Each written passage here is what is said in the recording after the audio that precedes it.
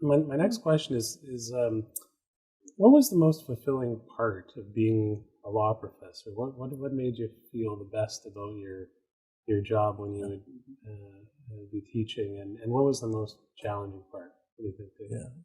The classroom was what I really enjoyed. Yeah. And I tried to make the classroom like a courtroom experience. And the interchange between students, to me, was fascinating.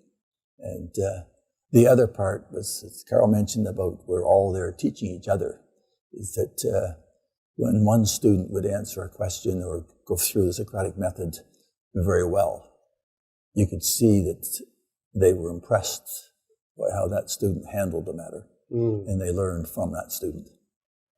And, anyway, that was very satisfying. Well, and you could probably see them developing confidence too. Yes. You know, which and kind of strength and all of that. Yeah, so. yeah. And often there were students in the class who did not want to speak up in class, and they were very intimidated by it. And I can remember students who, at the end of the class, wanted to get into the ring every time.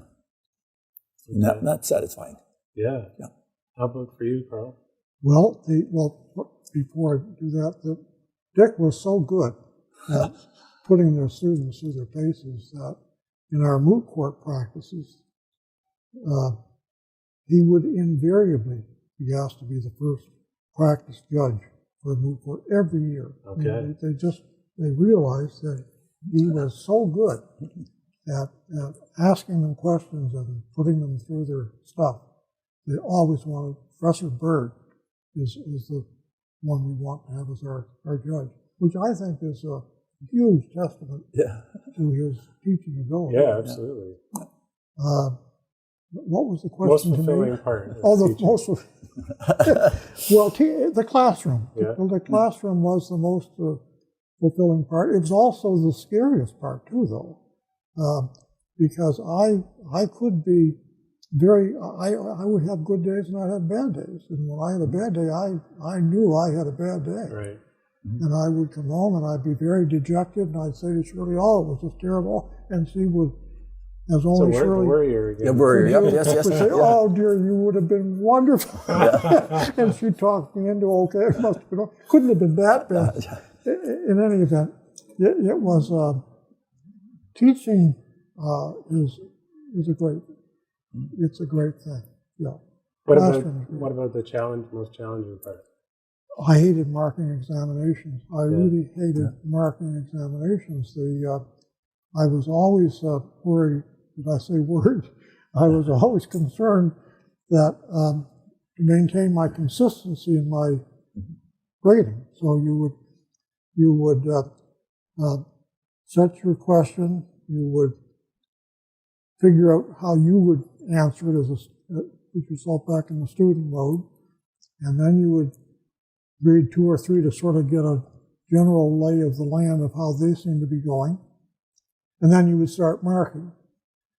And I marked question by question to try to maintain consistency. And then when I finished marking the set, I would test myself by beginning to remark. Oh God.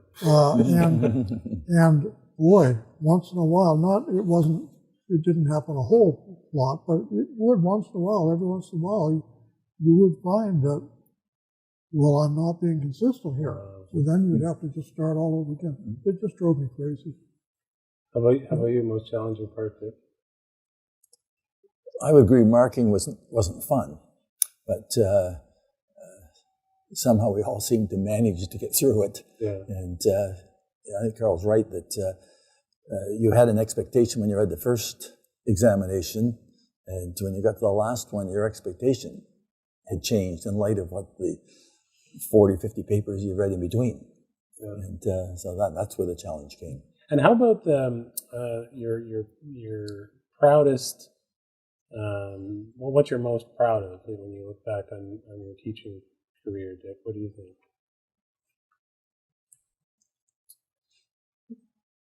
Well, every once in a while, it wasn't formalized in those days, but you would get a plaque or something from the students recognizing your contribution, and that was satisfying. Yeah. Yeah. And Carl? I think most satisfying for me at the time, at least, was we would get student evaluations, and I would be very pleasantly surprised by some of the comments that would be made. After teaching was over, today, I look back,